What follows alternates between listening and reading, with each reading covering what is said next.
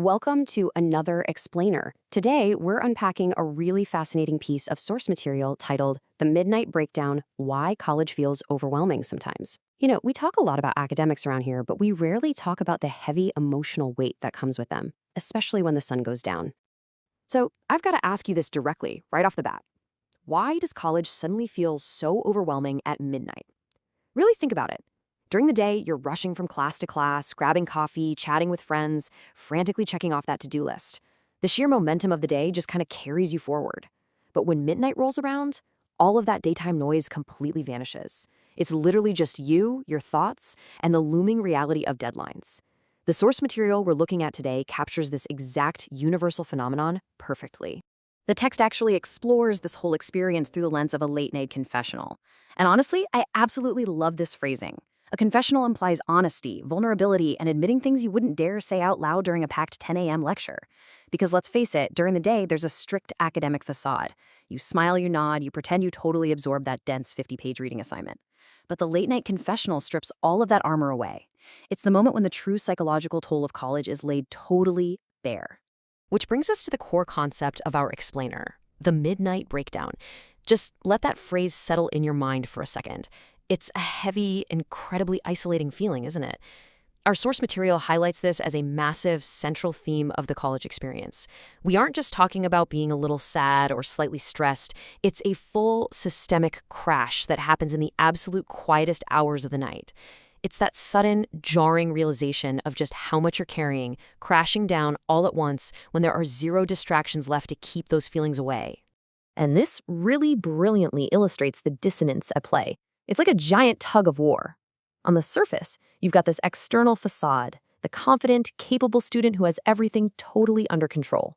But internally, you've got the overwhelmed, exhausted reality of the midnight breakdown. The gap between those two states is staggering.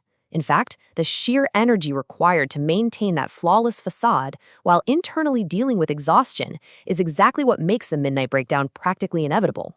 Our source material hits the nail on the head, explicitly naming the culprit here: the pressure to keep it together. What a powerful phrase. It implies that having everything together isn't our natural default state, but an active, utterly exhausting performance. Students are walking around carrying this invisible weight, a societal and personal expectation that they must constantly project stability and success. When you're forcing yourself to keep it together all day, every single day, well, the seams are eventually going to burst. Okay, let's dive into this, because the source material doesn't just stop at identifying the pressure, it explicitly names the consequences. When you're carrying around that invisible weight, where does all that pent-up kinetic energy go? It doesn't just evaporate, it transforms into very real, very heavy psychological states. Let's unpack the specific terms the source uses to describe what happens when this pressure finally reaches its boiling point. So, the crucial point we need to focus on is emotional fatigue. Our source explicitly links the late-night confessional directly to this concept. This right here is the hidden cost of constantly projecting stability. It's that deep, bone-weary exhaustion that comes from the invisible effort of managing your stress while pretending you aren't stressed at all. It's a very specific drain on your internal battery that sleeping in on a Saturday just cannot fix. Actually, we need to be crystal clear about this distinction. Emotional fatigue is not just physical tiredness. If you pull an all-nighter studying for a chem exam, yeah, you're physically tired. A nap will fix that. But the emotional fatigue described in our source material is a profound depletion of a student's emotional reserves.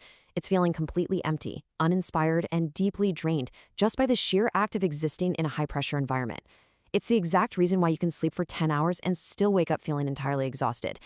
And if that emotional fatigue goes unchecked, it leads directly to this: burnout.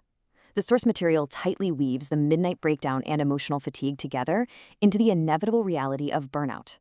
This is a state of complete emotional and mental exhaustion.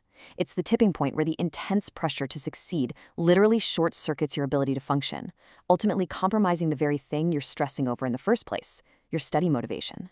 You push so incredibly hard to keep it together that your system just shuts down. So if you've ever found yourself right in the middle of a midnight breakdown, dealing with emotional fatigue, and staring down the barrel of burnout, I have a question for you. Are you the only one feeling this way?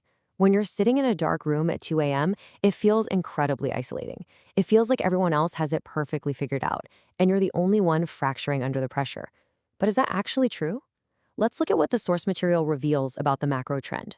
Let's move on and see how this builds, because the source offers a massive revelation about what students are actually doing behind closed doors. We're zooming out from the individual experience of the midnight breakdown to the collective reality, the invisible shared struggle. While everyone is projecting that daytime facade of having it all together, their private actions, especially what they do on their computers late at night, tell a completely different, highly unified story. Our source material points out exactly why this resonates so deeply. Students everywhere are heavily searching for these exact terms online: burnout, stress, mental health, study motivation. This is what students are actually looking for when the doors are closed. We aren't talking about a handful of people here. The source specifically notes that students search heavily for these topics. This proves unequivocally that if you're experiencing this, you are part of a massive shared demographic. You are absolutely not alone. Now, what's really interesting about this data is how it completely flips the script. Why does this heavy search volume matter so much?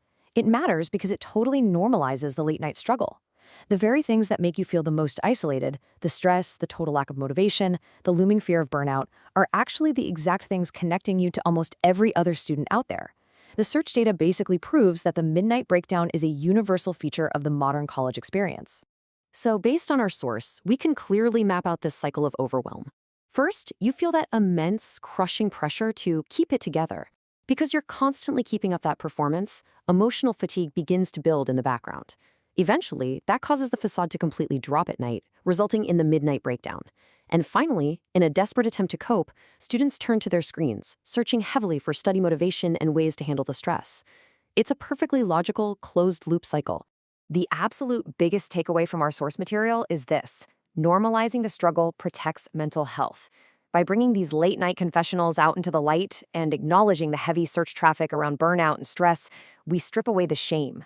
When we finally recognize that emotional fatigue is a shared result of college pressure rather than some kind of personal failure, we can actually start to address it in a healthy way. So, I want to leave you with this final, provocative thought. We know the cycle exists, we know the pressure to keep it together leads straight to emotional fatigue, and we know thousands of students are quietly searching for answers in the dark. So when the pressure builds for you tonight and the campus gets quiet, how will you manage your own stress? Will you try to force the facade, or will you acknowledge the fatigue? Thank you so much for joining me for this explainer, and I genuinely hope this helps you navigate your next late-night study session with a little more grace for yourself.